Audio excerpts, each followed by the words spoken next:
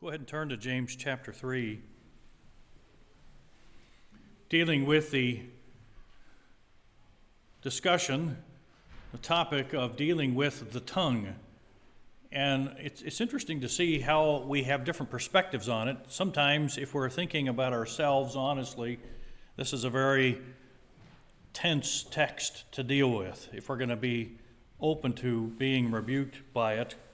Or it's a text that we're thrilled to get to because we sure wish everybody else would learn to control their tongue. That's another perspective here. And one other clarification, too. I think I've more than once hinted at it. But when we come to deal with the tongue, we're not just talking about idle chit-chat. That certainly can be part of it. General discussions and things like that. It can be, again, the content of what we say. I might be as gracious and friendly and humble as possible and still misuse my tongue. It can be the topic of what's being discussed, to whom it's being discussed with. It could be error. That's a big one. One of the problems of not checking the accuracy of what we're saying, especially when it comes to theological, biblical, eternal concepts, is it can have lasting effects. We have no idea the effects we can have on people by what we say, even what we don't say, regarding the truth of Scripture. We treat our mouths as though it's just to be used however we think it ought to be used. I want to say it, I say it. I don't want to say it, I don't say it. However I want to say it, I say it. It's just kind of the way we are. And I was trying to think of a comparison to some sort, and the one that hit my thinking is rather brutal, but here it is. I think that the way we often use our tongues, our speech, our communication, is our personal pursuit to be like God in the sense the devil was. I can't actually make things happen. I think most of us realize that. There are, once in a while, we'll be a little out of our minds and we'll think we can do anything or make anything happen, but reality kind of overrules us there.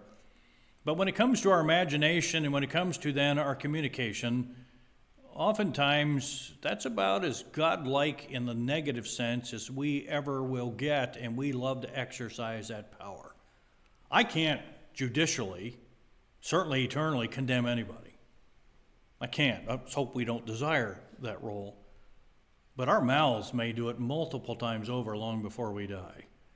We may condemn people, write off people, discuss things, make assessments, make judgments, or whatever, multiple times over with our speech. And it's unrestrained in that sense, unchecked in that sense as well. And there is another misuse of the tongue. And I keep trying to expand our ideas of the applications because I think it's too easy to get so narrow that we think an unbridled tongue is an angry tongue that says mean things. And that can be an unbridled tongue. But our Lord said mean things. The apostles said mean things, so it can't just be that. It can't just be the attitude behind it. It has to be so much more in the misuse of the tongue. And again, I think we all understand that that's more than just what we say. It can be a representative of communication in general. Because certainly we're seeing a great deal of this going on with social media and the various options that technology has given us to communicate to others in various ways. So this is a huge responsibility that we're supposed to realize that we have in how we communicate and what we communicate. And as again, as I stressed before, sometimes we can demonstrate a misuse of our tongue by what we don't say. How we ought to speak up. There's just a huge responsibility across the board in the usage of communication. So keep that in mind as we go through these things, and let's try to break out of the mold of the typical idea of what an unbridled tongue can be, because there has no doubt been a great deal of horrible damage, long-lasting damage that has taken place from someone who has spoken in the most gentle terms as well. So it's the actual content, and it can certainly involve attitude as well, but keep this in mind as we go through it. Verse 1 of chapter 3 of James, let not many of you become teachers, my brethren, knowing that as such we shall incur a stricter judgment. Again, in light of the context here, this is because teachers must communicate, and there is a higher accountability with that. Now, just stating a fact, 4, verse 2, we all stumble in many ways. If anyone does not stumble in what he says, he is a perfect or mature man, able to bridle the whole body as well. And we dealt with that last week. This is our objective. We're not looking on this and saying, well, it just gives us constant ways out. I don't have to keep my tongue in check because nobody can tame it anyway. Nobody can control themselves anyway. It seems like that's where our society's at now. Nobody expects discipline or self-control anymore at all. It's like, who expects that? Who should be disciplined in that way? We should be able to say anything I want, and we think that freedom of speech guarantee that we have in our governing documents means we now not only have the freedom, we should exercise the freedom and just express ourselves at every possible turn, and that is extremely dangerous and irresponsible. We don't want to be characterized like that. We want to be those who are able to control it, not causing others to stumble in a variety of ways because of our tendency to stumble in a variety of ways. Verse 3, now, if we put bits into the horses' mouths so that they may obey us, we direct their entire body as well. That's an example. Look at the power of something small and the direction it can lead to. Behold, the ships also, though they are so great and driven by strong winds, are still directed by a very small rudder, wherever the inclination of the pilot desires. That's the example. Look at the power something small can have. Now utilize this power wisely. That's, again, part of the point. A horse can be directed wrongly. A ship can be directed wrongly and used for wrong purposes. And it can also be used for fabulous, great, productive purposes. So, verse 5, so also, the tongue is a small part of the body, and yet it boasts great things. It has a lot it can brag about. Behold, how great a forest is set aflame by such a small fire. The impact that can take place as a result of an unbridled, misused tongue. Verse 6, and the tongue is a fire, the very world of iniquity. The tongue is set among our members, which is right where we're at today. The tongue is set among our members as that which defiles the entire body and sets on fire the course of our life and is set on fire by hell. This is the potential damage our speech can have, and that's why I wanted to make sure we realized it was across-the-board speech, even the speech I mean well. It doesn't mean I have to have meant it badly or I have to put it forward angrily. Oftentimes that's going to result, probably the majority of times, that's going to result in a misuse of the tongue. But it doesn't have to happen that way. It is incredible how quickly we're poised to lash out with our tongue. How quickly. And if we stop and just think, we get so used to it, we don't think about it. The instinctive evil that still lurks within, that we get so used to, because somehow we justify, well, they were evil to me. They were bad to me. Now, it's easy to stop and think, boy, how evil people's tongues are. How vicious their attitudes are. Look at where the world is going. Look at how uncontrolled, unbridled people's speech is in general. But what about my own? What about my own? And look how quickly the mind just wants to go that direction. And I was thinking about this text then and now, and how we're just so geared, wired as it were, naturally, to go this direction and to think, well, if I am attacked, at least in my estimation, I now have the absolute right, dare I say, the responsibility to attack back. And that's not true. That's not true. So this whole bridling process is absolutely essential, and we kind of have to be on guard all the time, because these aren't rare exceptions in our lives. I'm not trying to speak for you, but I would imagine All of us know what it's like to have situations get tense, and then we start to then lower the security perimeters around what we say and how we say it. And then all kinds of damage is done. And then I use your bad attitude and your mean speech as an excuse for mine, and then you use mine as an excuse for yours, and suddenly we have a forest fire that's just unstoppable. We can't control our own tongue.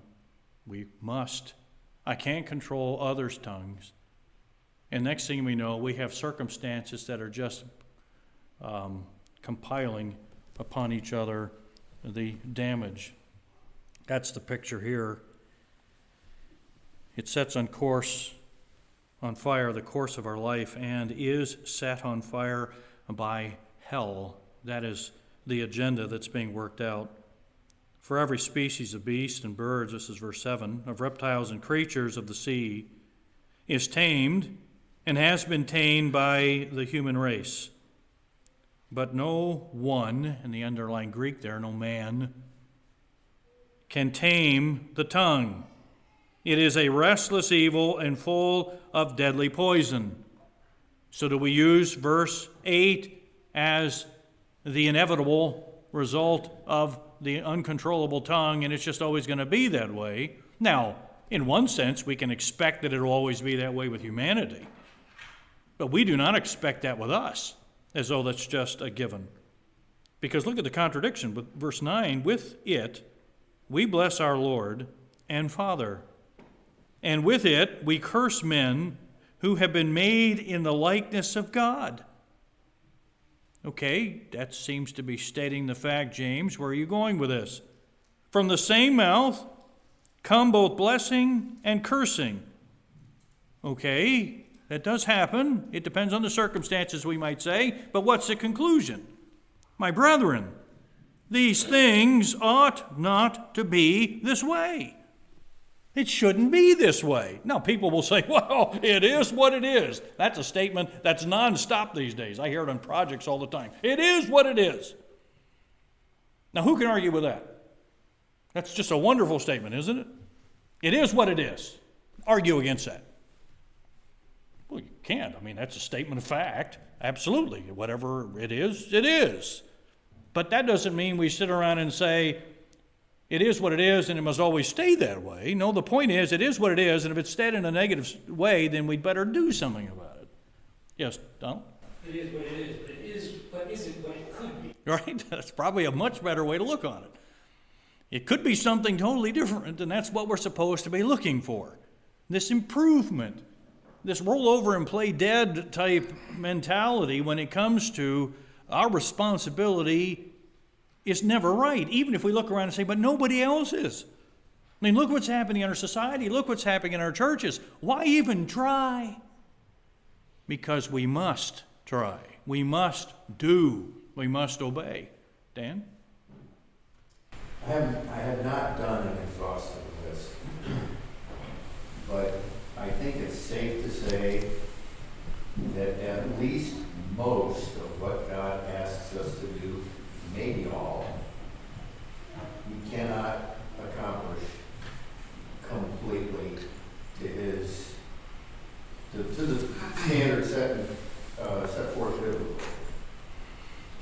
So I guess two things with that. First one is I tell my kids at school, you should always set your goals higher than you think you can reach. Maybe not too much, but you should always set goals higher than you think you can reach. Right. Right. And in the second place, if we were to say we can't do it, so we're not even going to try, that pretty much eliminates most, if not all, of what the Bible asks us to do. Which, by the way, some people in modern Christianity, I believe, are doing. And then I guess the third thing would be, we're not supposed to do it in our own strength anyway. Right. We're not.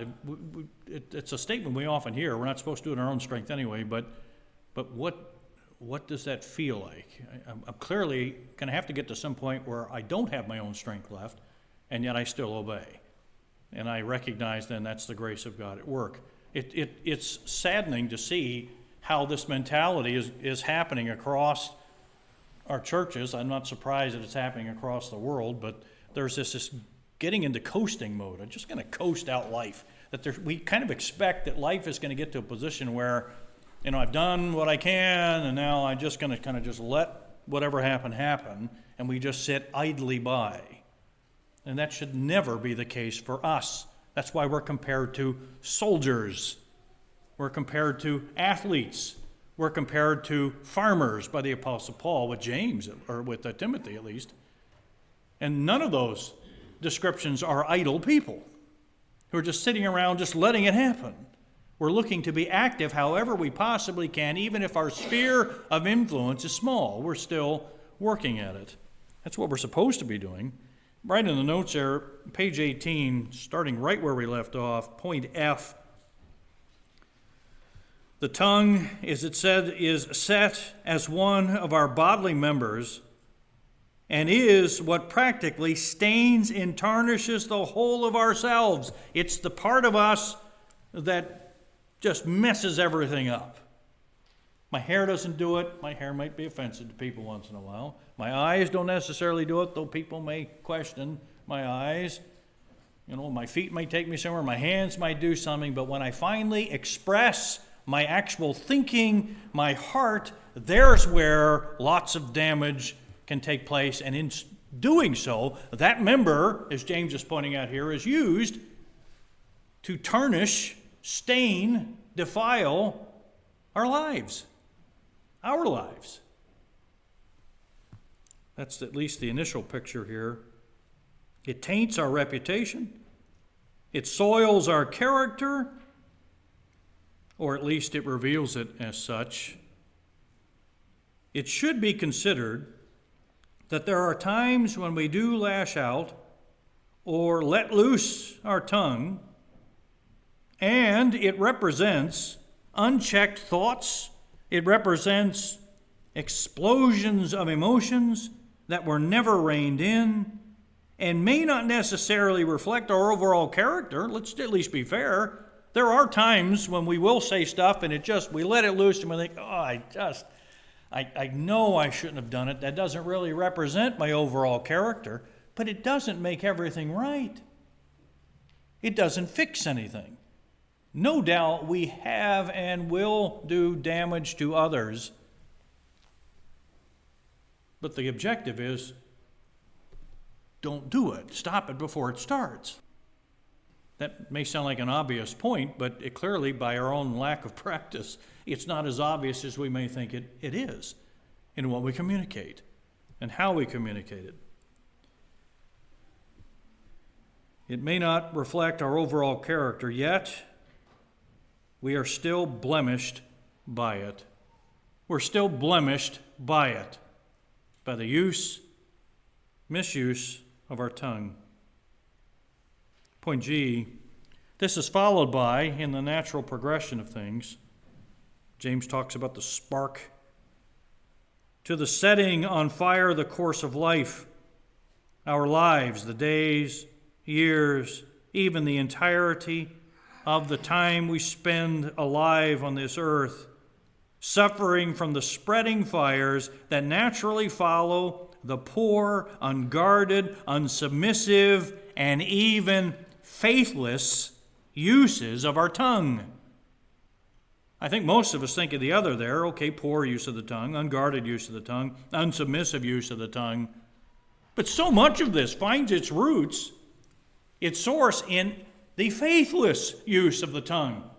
I might be with people that think I'm the best guy they've ever been around, and they all love me around because I constantly put forward faithlessness.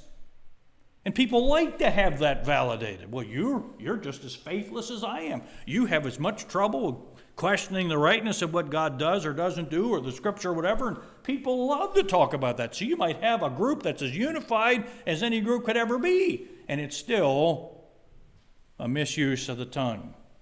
So again, we've got to be careful how we write. Well, look at the people over there, everybody's offended and everybody's hurt and everybody's angry. Misuse of the tongue, and it certainly might be. But we could look at another group and say, look how unified they are. There must be a proper use of the tongue. It may not be a proper use of the tongue because it certainly involves faithlessness as well in the use of the tongue. A lot of people say nice things that people like, and a lot of people want to follow, and they just think it's wonderful. But it is a misuse of the tongue, and it sets on course the lives of people that have been infected with it, and they feel good about it, and they're happy about it, and yet they don't realize that even it finds its source in hell, just as all the other stuff that we don't like that involves mean, horrible attitudes that are expressing mean, horrible words. Off to the left, the underlying word looks to indicate the possible effects of the tongue, altering and affecting the entirety of the course of our lives. It's a very interesting word. It almost pictures a wheel. I think I indicated this maybe a week or so ago, and you kind of get a little bit on it, and then it starts to build until it deals with the entirety of our lives, the circle of our lives, the sphere of our lives, the sphere of our influence. We can use all kinds of terms of what takes place once that tongue launches its attack in whatever way it comes. Point H, there has been some speculation that James' use of the word trakon, which is that course of life, course, path, it's the wheel of our life, as in the course of life, was meant to imply even the impact it can have on those who come after us. And I think that's a fair consideration, because what any of us are saying at this point could affect our children, could impact and affect our spouse, our place of work, our church, our friends, our children, our grandchildren, and so on. Just by saying something can affect them. Ever thought about that? At any moment, what I say could have an impact way beyond not just my sphere in this life, but way beyond when I'm dead, and the lasting impact later of what was said or even what wasn't said. That's kind of scary. Have you ever been in a situation where someone wants to record you? And then you sit down and the lights are on, or videotape, or the mic's in front of you or whatever, and then they, okay, go. You know what that intimidation feels like? I do. It's funny. My thoughts are flowing. I feel like I can elegantly speak about anything, and then suddenly the light comes on, or the recording started, or something, and then there's this crippling effect that takes place. I'm not trying to overanalyze this, but I'm pretty sure one of the reasons that happens is because we start to strictly, carefully analyze what we're about to say, realizing this could be seen over and over again. This could be talked about over and over again. And we start to become very, very careful, sometimes so careful we are clumsy in our presentation, or too many pauses or whatever. And that does not work well with recordings. I've interviewed a lot of people over the years and have seen that happen. We're just chatting as friendly as we can, and then we start the recording and they freeze up. There's a respectable side to that, other than I'm not considering the pride. But there is a respectable side. I really want to be extra, extra, extra careful what I say. But there's a sense in which we ought to be that way all the time. Because like it or not, is everything we're saying being recorded? The answer is yes. Not by some studio somewhere. Imagine that poor person's life recording us. It's like all these people afraid that government's watching us. I would be terrible to have that job, watching other people, and then I wonder who's watching them, and you could go on. But regardless, everything we say is being recorded. I am somehow, some way, going to give an account of every word I speak, and as the Lord warned, every idle word I speak. Because God has given us this tool, this resource, the resource of communication, and God came up with communication. And as a result of that language, the voice, and all these other things, the hearing, the understanding, the translating, all the things associated with it, God came up with it. Communication is God's creation. It's His gift, His tool to us. And therefore, we'd better use it properly. It's not like I started off the study with, that somehow it's a spark of divinity within me to then express I should be free to express myself however I want. The only true free one ever, in the truest sense of the word free, is God. Everybody else has constraints. And it's when we forget about the constraints, then we think we don't have constraints, trouble comes. I'm never free to say anything I want to say. Well, the First Amendment, let's not go there. Let's not go there. I'm accountable to God, not the legal authorities. I'm accountable to God, and too many people do believe they are free to say whatever they want to say. I might be legally in our nation, but not before God, I'm not. There's a responsibility that comes with it. And this is part of what James is getting at in this text. So this idea of setting on fire the course of life, the trichon, the wheel of life, was meant to imply the impact it can have on those who come after us. In other words, its ongoing, lasting effects that cannot be taken back. They cannot be taken back. I might wound somebody or misdirect somebody with my speech, and I cannot take it back. And there's what we're at least considering it. Now, I've got to be careful even how I say that, because sometimes even a friend wounds, but it's the proper kind. It's not the my pride versus your pride, my ego versus your ego, my opinion versus your opinion, fighting that happens. So off to the left, of course, such a concept should cause us to be extremely careful in the use of our speech.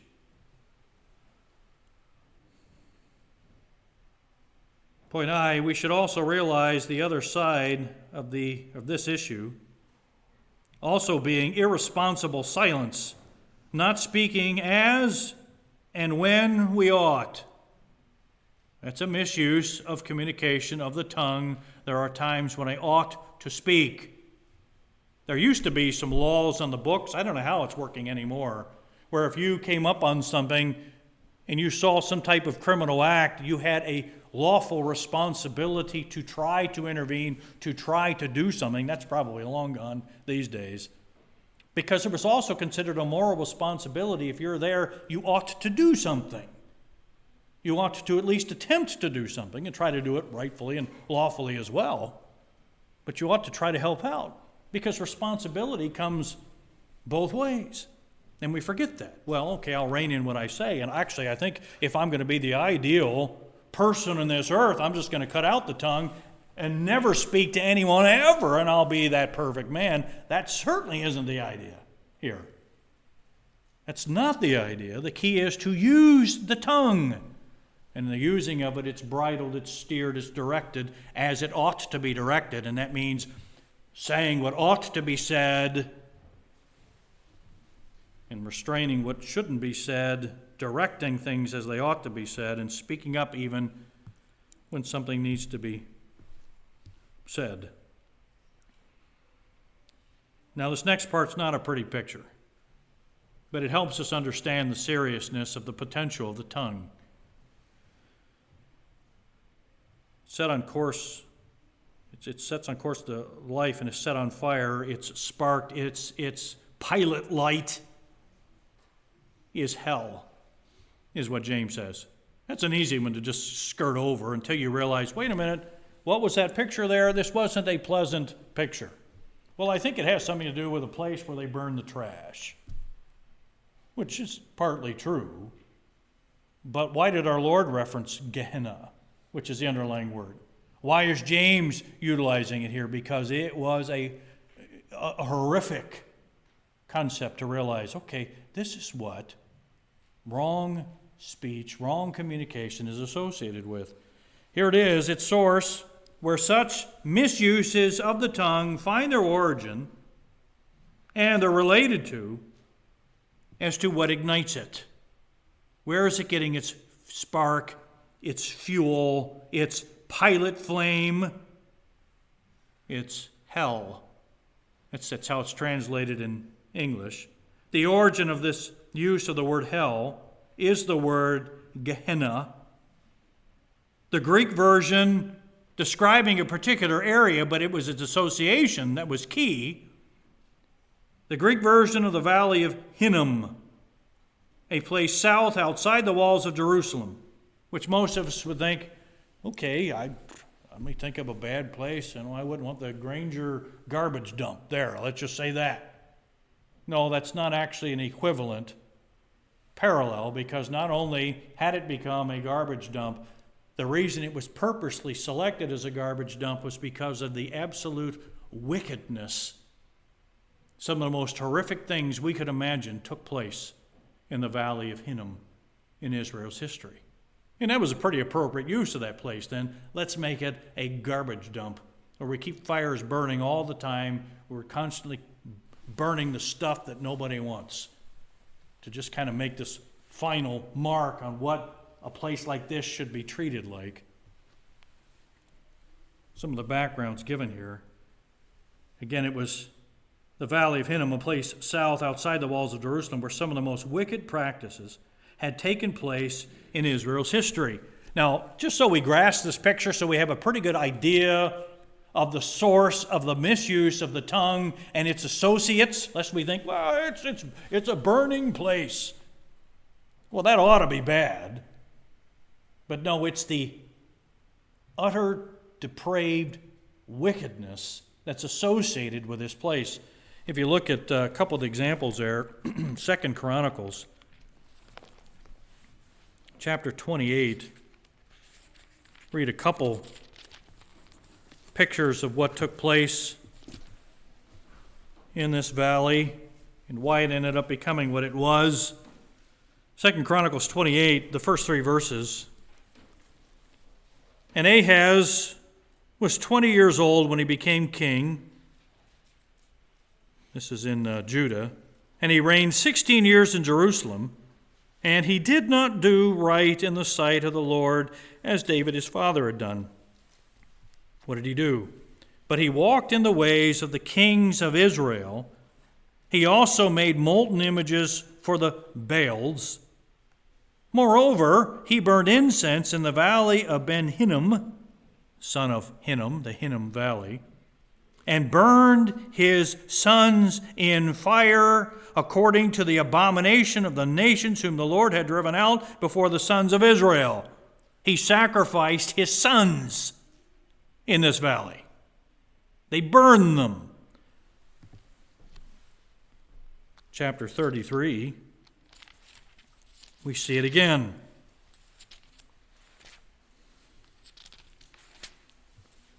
Chapter 33, the first 6 verses. Most of us realize when you hear the name Manasseh, you think, okay, that's bad king. Also in Judah, Manasseh was 12 years old when he became king, and he reigned 55 years in Jerusalem. And he did evil in the sight of the Lord according to the abominations of the nations whom the Lord dispossessed before the sons of Israel. For he rebuilt the high places which Hezekiah his father had broken down. His father had come in to clear this garbage out of there. He goes back to it. He rebuilds it. He also erected altars for the Baals and made Asherim and worshipped all the host of heaven and served them. And he built altars in the house of the Lord, of which the Lord had said, my name shall be in Jerusalem forever. For he built altars for all the host of heaven in the 2 courts of the house of the Lord. He repurposed it to worship the stars, as it were. And what did he do also? As part of his religious practice, now his new faith, as it were, verse 6, and he made his sons pass through the fire in the valley of Ben-Hinnom, and he practiced witchcraft, he used divination, practiced sorcery, and dealt with the mediums and spiritists. He did much evil in the sight of the Lord, provoking him to anger. Then again, passing through the fire was offering up his sons to be burned. The description that was there to the God called Molech, and what they would do was horrific. Some of the most discouraging reading you could ever do of what they would do as part of this practice. And you think, this is terrible. That they would sacrifice their babies, particularly their sons, to this image that was somehow supposed to be designed so that it would take the child and then just burn it. And then the historical information behind all this was that they would play the drums and the music as loud as they possibly can to drown out the screams of the child. You think, how could a people ever be that barbaric? Until you look at our own nation. And people say, I don't think it's fair to compare it to abortion. I just think that's insanity, to think it's not a fair comparison. Just because we don't have images, idols as it were, doesn't mean we're not sacrificing our children. Can you imagine? Can we speculate on what some of these gods are that we're sacrificing our children to? I can. Keeping, my budget. I can't afford a child. My freedom, to live my life, because children will certainly restrict my freedom. My career, my social life, my physical well-being, many of the women are pointing out. All that could be done if I have a child. All of these are kind of the same thing. You got to appease your God, whatever it is, because you want something from your God. And so they were with the Baals and Molech to get what they wanted. We're no better off. If anything, we're far worse. I would imagine statistically we've sacrificed far more of our children to this, at least as a nation, as a people, as we've cast off God more and more. This is what the Valley of Hinnom was used for.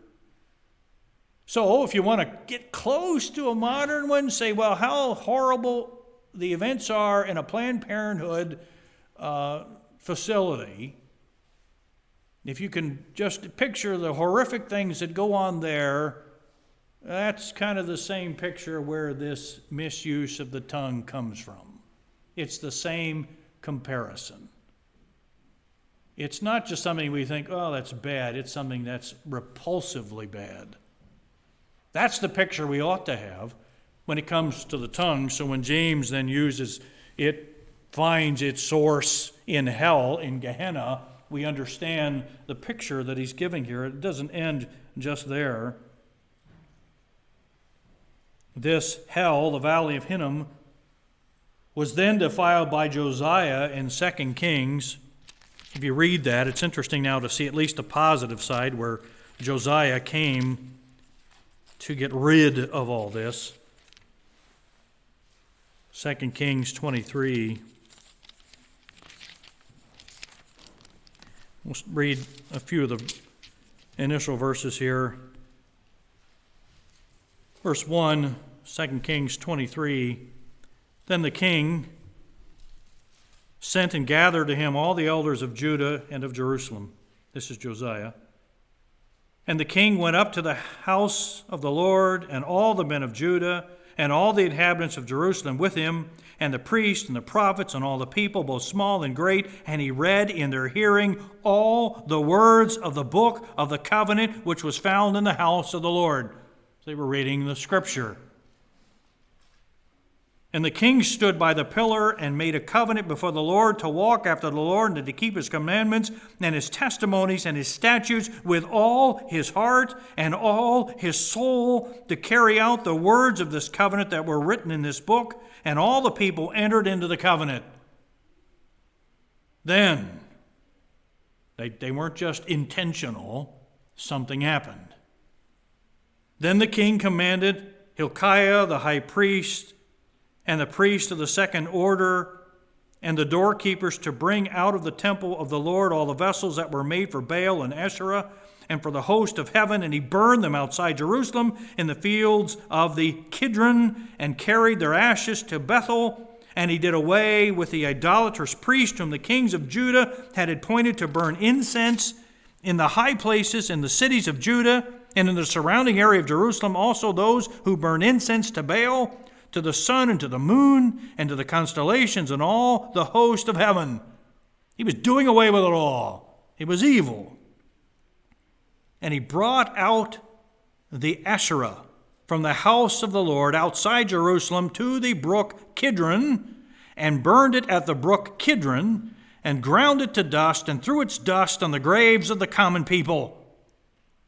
He's cleaning house, getting rid of the idolatrous images that were there.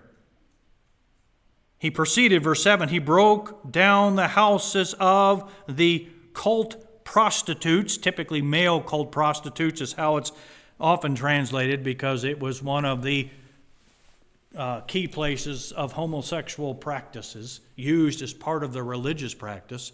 He's doing away with that. That's why it's literally translated here. He tore down the houses of the male cult prostitutes which were in the house of the Lord, where the women were weaving hangings for the Asherah.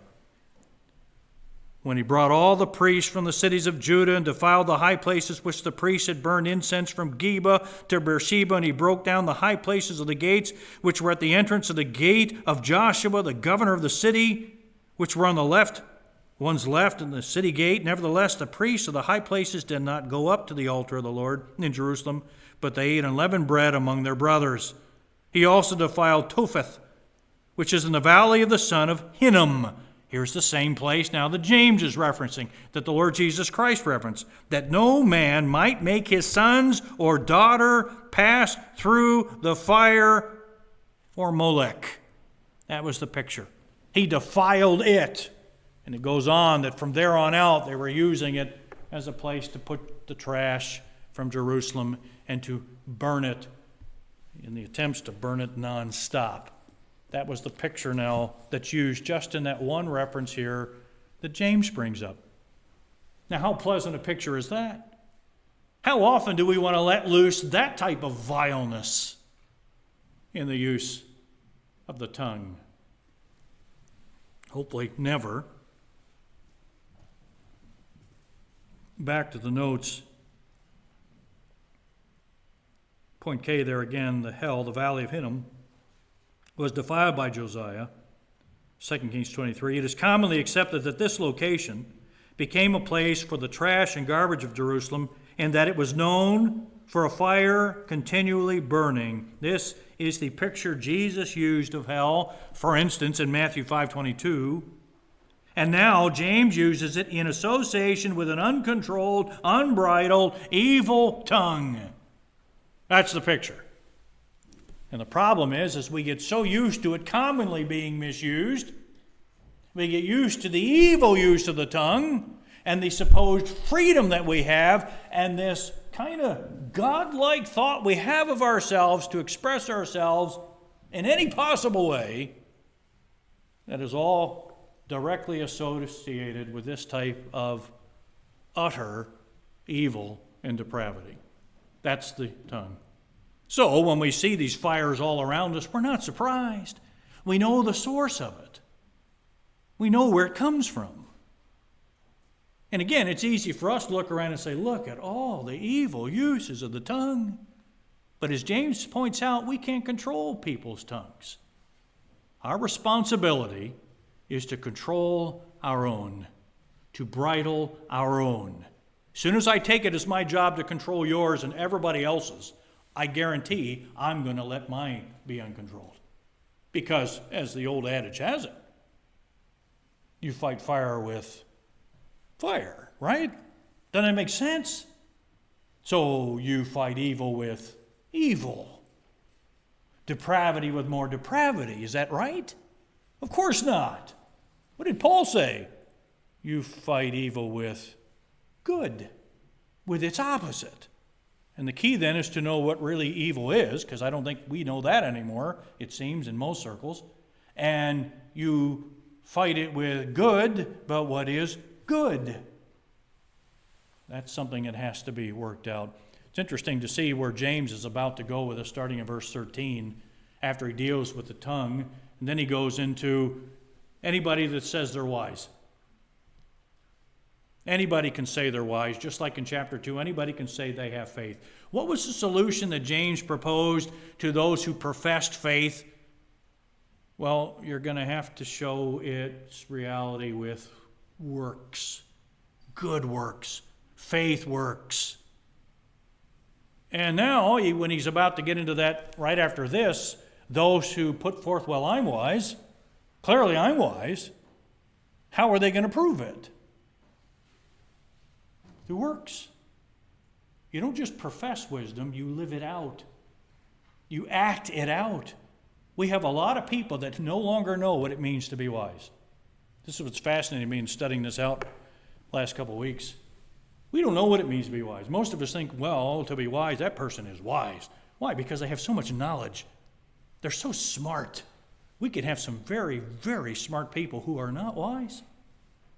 They're not wise at all. And James is about to point that out because they had lost track of what wisdom was. Sophia was the underlying Greek word. Sophos, where it came from ultimately.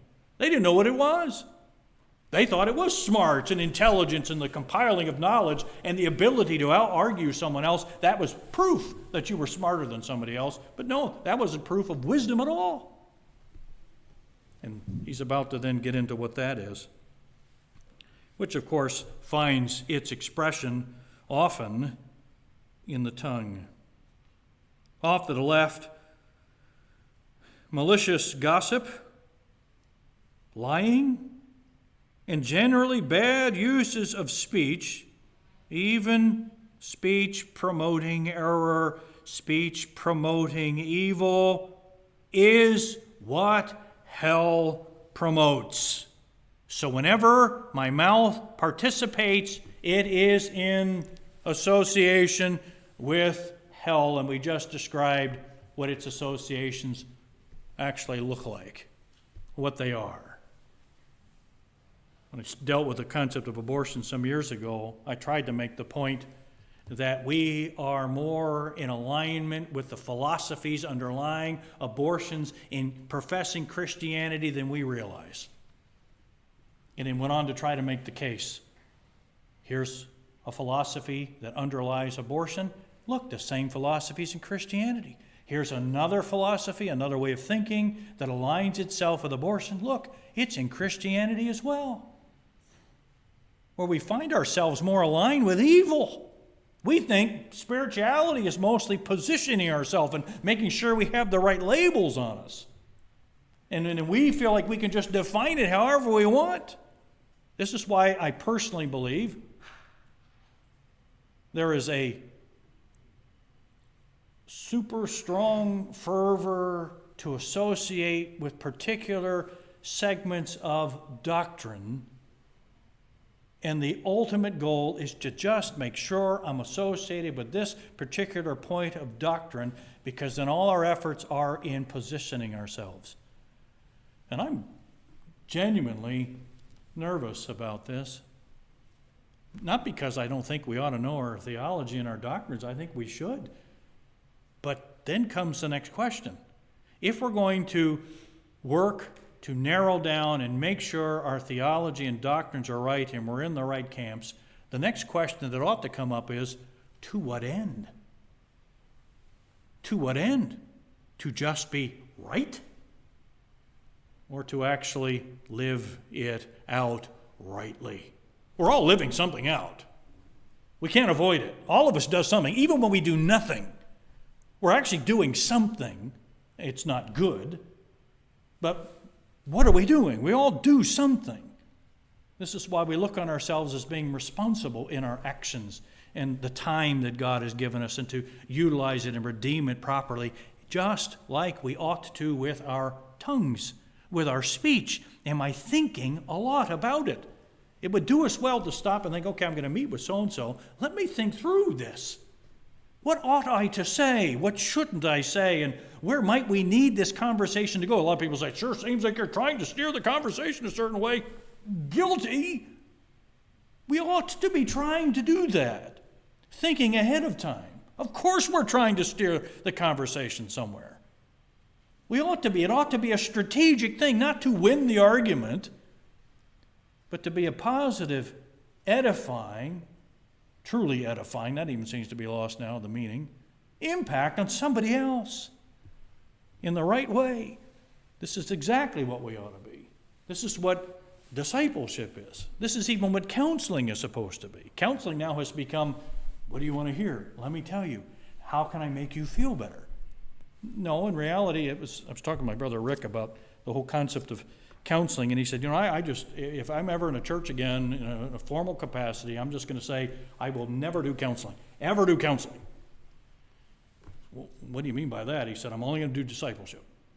We're going to use that word. Only discipleship. I like that. I understand that, it'd be kind of hard to have a couple coming together, get married, and say, I don't do marital counseling, I do marital discipleship. But there's a lot of truth with that. There's a lot of truth with that, and it ought to be more the aim, because we've just lost track of what a lot of these words mean, and that's then why we've lost track of areas like the use of the tongue and the great responsibility that comes with the use of our tongues. What are we saying? What are we not saying? And so forth. So bad uses of speech like that is what hell promotes, and those that misuse the tongue in any way are in cohorts with such. Point L, the tongue is even compared to an open grave in Romans 3:13. Remember all the horrible things said about mankind in general? Humanist, that has to be one of the top most hated texts of all if they know about it. Because it does not build up humanity, it tears humanity down into what it actually is before God. None that seeks after God, none does right, none righteous, not even one. And then as it goes to the list, dealing with our speech, their mouth is an open grave. And why compare it to that? Because there the mouth is just spewing forth what's actually inside of it, which is not a pleasant thought, not a pleasant picture there. So the tongue is even compared to an open grave in Romans 3:13 when detailing the natural depravity of mankind. And it's there. We can look around and say, who's the best of the best in humanity? They are depraved in the truest sense before God. So detailing the natural depravity of mankind along with the reality of the deceitfulness of the tongue and its danger being like that, the poison of deadly snakes. So then we get to verses 7 and 8, the inability to tame the tongue. So what do we do with this? Got to at least hit on this before we end here. Number one, James demonstrates the unique inability to tame the tongue, and he compares it to nature. Look at all the different animals we're able to tame. And you've got some of the best horse whisperers, dog whisperers, other animal tamers that are out there, and you think they are so good. But they can't control their own tongues. They can't tame their own tongues. And that, of course, comes down to they can't tame themselves. Now, don't raise your hands. But who here feels like generally you can or you just about have pretty much tamed your own tongue? None of us has. Who here has totally tamed and reined in their own bodies? No, most of us pretty much say, if my body says it, it's right. I mean, if I'm tired, I must yield to it. If I'm sick, I must just totally yield to it. If, I'm whatever disability I think I have, then I must yield to it. And we just automatically give deference to those things rather than God's grace. And the reason we're supposed to focus primarily on God's grace is because God's grace usurps all these other things. If we understand that God brings about these things and allows these things, we certainly know they're not given as excuses for irresponsibility. It's given as a proper redirect to God's grace. So point number one, James demonstrates the unique inability to tame the tongue in comparison to nature. The underlying word for tame, to tame something, is damazo, describing something controlled, subdued, so it's obedient to its master. So technically the picture there, you haven't tamed your tongue. The point is to to tame the tongue so it's obedient to you. And then you realizing you're obedient to your master.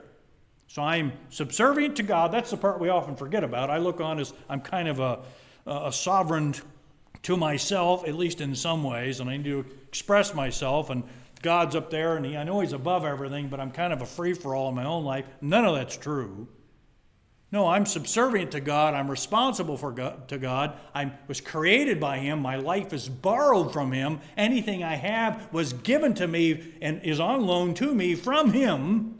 So now I better take the stuff on loan from Him, and I'd better harness it in and use it for His purposes, not mine. We think our tongues are here for us, don't we?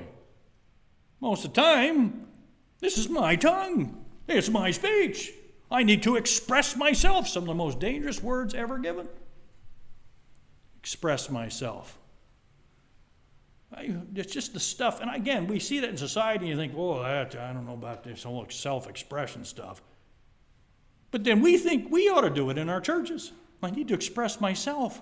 Now, this may not sound pleasant, but it's fair to ask before God the question, why? Because we could ask a follow-up question saying, who do you think you are? Of course, we ought to be asking ourselves that. Why do I need to express myself? Who do I think I am? Well, then I don't think I'll express anything at all. No, got that wrong too. We are obligated to express things. We are obligated to communicate. So it's not our agenda, it's not our topics, it's not our purposes, and it certainly isn't for our own just whims in saying what we want to say. We look to do it for God because it's His tool, His creation, the whole creating communication. All the kinds of animals and creatures are able to be tamed in some capacity, animals and creatures, without the intellect and reasoning skills of humans. I know a lot of people attribute animals as though they can think, not like us they can't. And they can be kind of tamed in, and here you've got someone who's supposed to be smarter, more intelligent, and there's no taming of mankind. So yet humans, even in their seeming mastery over animals, cannot tame their own tongues. Off to the left, so part of this illustration seems to be pointing out the lack of mastery over the tongue. Because most of the time, if we just kind of think of it in a self-protective way, we think, no, I say what I want to say. I do. Some of us it just doesn't stop. That's why in the Proverbs, one of the many warnings in dealing with the tongues, in the multitude of words, there wanteth not sin. That's an absolutely true statement. Give us enough words, there'll be sin. So one of the steps in bridling the tongue is holding it back. And then the other is then pushing it forward where it ought to be and steering it correctly. These are the pictures we need to have in our minds. I can't precisely apply it to all of us, but all of us have a pretty good idea what that means in its application. So, point B, yet in contrast, no human being can tame the tongue, his own, and certainly that of others. Some may take this verse to try to make the point that since this is true, then why try? It's a statement of fact. I can't tame my tongue. You can't tame your tongue. We can't tame each other's tongues. So let's just all come to a mutual agreement. No one's going to tame their tongue. We're just going to have to live with it. Doesn't that sound so graciously human? We excuse ourselves because of our rightfully perceived inability. James isn't telling us that we're unable to tame our tongue to just then give up on our responsibility.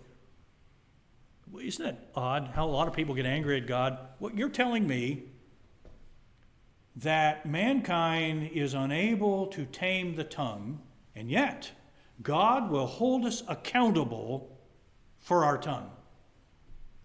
Yes. Now, we could stop there and say, that's not fair. It's the argument about salvation when people deal with Calvinism, Arminianism, and they say, wait a minute, that doesn't make any sense. Mankind is totally incapable, apart from the special grace of God, to save himself, and yet God holds us accountable there in Romans 9, and the answer is absolutely yes. The problem is there's too many people stop there, because what then is the only reasonable solution for us to go to? We'll pull it back to the tongue now. No one can tame the tongue. What's the option? The grace of God.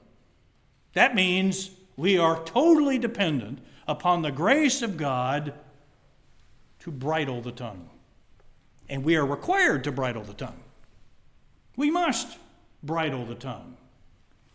It's our responsibility by God's grace. So some might say, then why try? Yet James did not endorse this type of the why try thinking, this type of fatalistic thinking early on in chapter 1, when he revealed the true source of lust and temptation to sin. Remember when he dealt with that? Where does true temptation to sin come from? Well, my evil surroundings. These other people around me, television, signs that I see in the grocery stores or other stores or billboards, it's all over the place. No. It comes from within. It comes from, well then, if it's already inside of me, then I can't be held. Oh no, you're held accountable. Then what do I do? He that lacks wisdom, let him ask of God. And then he goes into the concept of the grace of God and our need and our dependence upon the grace of God. This is exactly where we're supposed to be directed to. It's amazing how many people stop 1 or 2 steps short of the final conclusion they're supposed to. Well, this doesn't sound fair. This doesn't sound right. Yeah, but keep going. No, I don't. I don't see how this can possibly end well. And we don't then go further with what God tells us. And there's always a problem there. James pointed out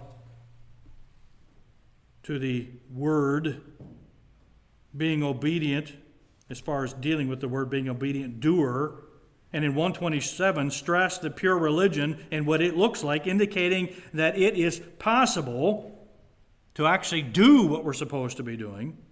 But the solution, and this is the point of the text, the solution will originate outside ourselves. That's the point. You look in yourself and you're going to say, this isn't fair, it'll never happen. And you're absolutely right. It will never happen if that's the focus. So if God's telling us this and we're held accountable for us, then we have only one choice left. Look outside ourselves. And I'm dependent upon God. Again, this is one of the points of why study of Scripture, churches, and the services and things like that become so dull and irrelevant, because people no longer actually realize the utter dependence upon the grace of God and how we access the details of that grace. This is what drives us to these things. I'm held accountable. I may sit there and say, I just didn't know, and it wasn't fair. What I did know wasn't fair. That's not going to hold up before God. Because we can know. And that's the part that's a bit confusing in our churches now. There's a whole bunch we can know and must know, and people don't seem to care to know. That's troubling. They don't care to know anymore. And that's why churches that have become businesses catch on, and now we must entertain our people to at least get them to come so the pastor and the staff can have some kind of living. And we can have some type of legacy. That seems to be, sadly, what churches have become. Not places of constant needing to refuel on our insight and our responsibility to fulfill what God has given us in our dependence upon Him. It will originate outside ourselves. It will originate outside our strength and the strength of our own will. Self-determination will not make this happen. Again, off to the left, when there is a lack, it should say, a lack of wisdom, the response is to be ask of God. Rather than, oh well, nobody knows.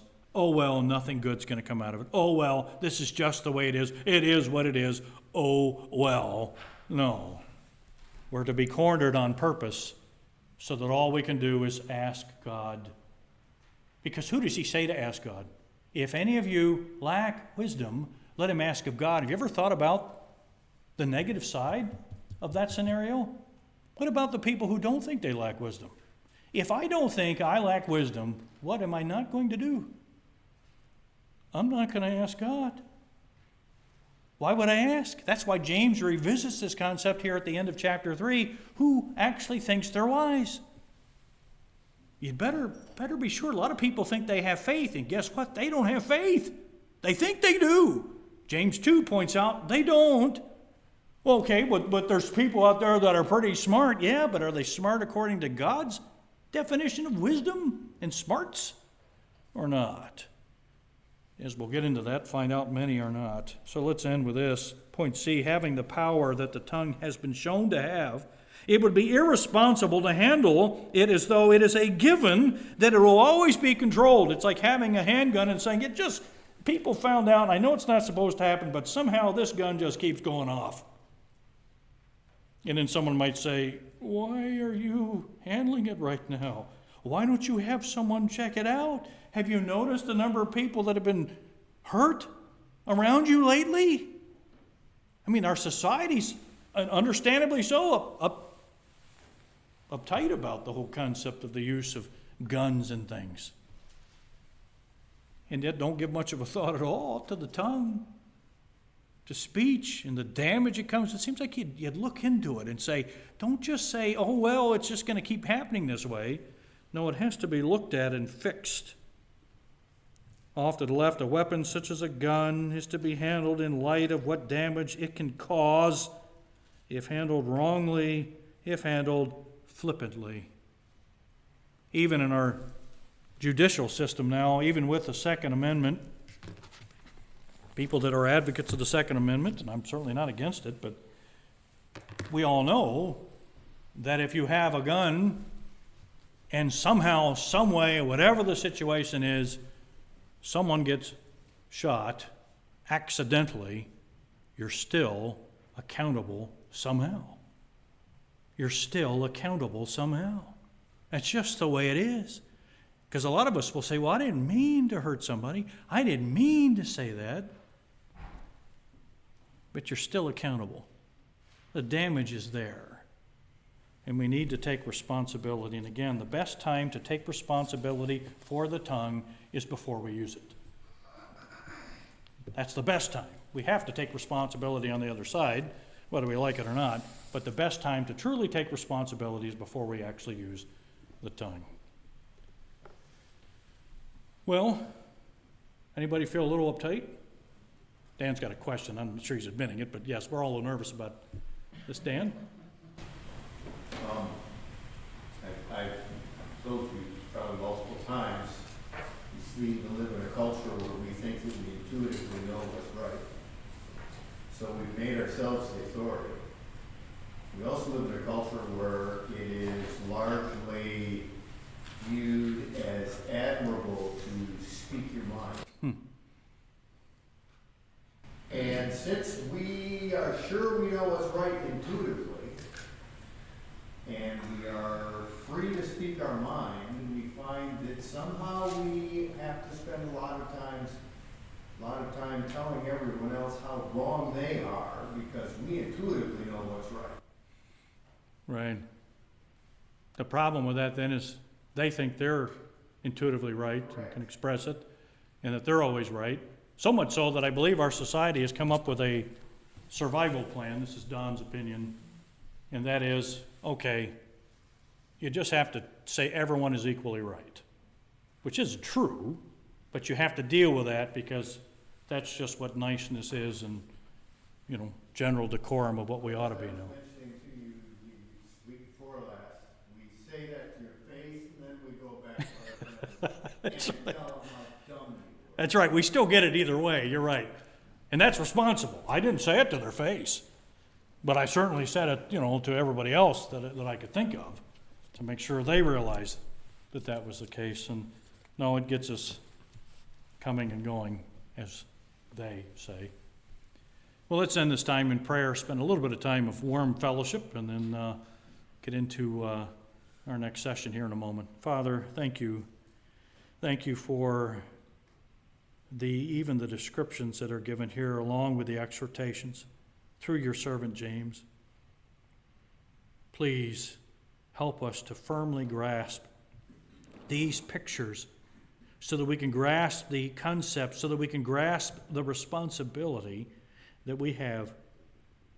Let us be wise stewards of the use of this valuable resource that you have given us to use for your purposes, our tongues, our communication, and never be flippant, light, or irresponsible in our usage of it.